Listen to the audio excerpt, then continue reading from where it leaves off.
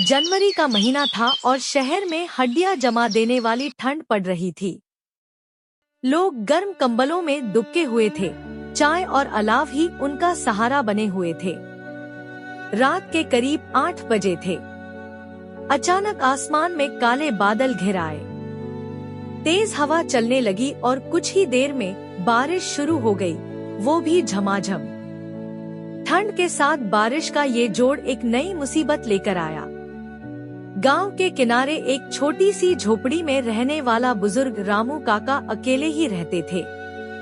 उनका बेटा शहर में नौकरी करता था, लेकिन कई महीनों से घर नहीं आया था। बारिश शुरू हुई तो झोपड़ी की छत टपकने लगी। रामू काका ने टूटे फूटे बर्तन रख दिए, लेकिन पानी हर ओर से रिस रहा था। उनका पुराना कंबल भी गीला हो गया था। इधर गांव की सड़क कीचड़ में बदल चुकी थी। स्कूल से लौट रही छोटी गुड़िया और उसका भाई मोनू रास्ते में ही फंस गए। उनके छाते उलट गए और कपड़े भीग गए। ठंड इतनी थी कि दोनों कांपने लगे। रास्ते से गुजरते हुए रघुवीर भैया ने यह देखा तो तुरंत अपनी साइकिल से उतरे और बच्चों को अपनी दुकान तक ले गए, जहां उन्होंने अलाव जलाया हुआ था। बच्चों को गर्म दूध दिया और उनके माता पिता को खबर भिजवाई। उधर रामू काका की झोपड़ी पूरी तरह भीग चुकी थी। तभी गांव के सरपंच के बेटे रोहित, जो अक्सर बुजुर्गों की मदद करता था, अपने दोस्तों के साथ निकला।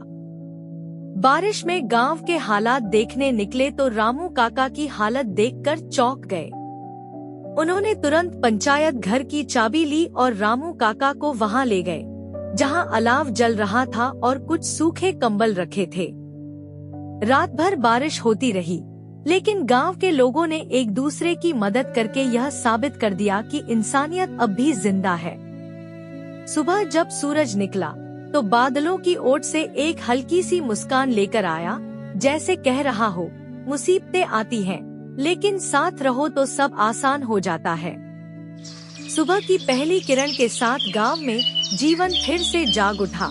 रात भर की बारिश के बाद हर ओर कीचड़ और ठंड का माहौल था, लेकिन लोगों के दिलों में एक अलग ही गर्माहट थी, इंसानियत की। रामू काका पंचायत घर में बैठे अलाव के पास अपनी झुर्रीदार हथेलियां सेंक रहे थे। रोहित ने उनके लिए चाय और बिस्किट का इंतजाम भी किया था। काका की आंखों में आभार के आंसू थे। उन्होंने रोहित का हाथ थामकर कहा, बेटा, तू न होता तो रात में ठंड से न जाने क्या हो जाता। भगवान तुझको खूब बरकत दे। रोहित मुस्कुरा दिया, काका, आप सब हमारे अपने हैं। ये तो हमारा फर्ज था। उसी समय गांव में एक और हलचल शुरू हो गई। स्कूल की प्रधानाध्यापिका कविता दीदी ने बच्चों को स्कूल बुलाया, लेकिन इस बार पढ़ाई के लिए नहीं, मदद के लिए।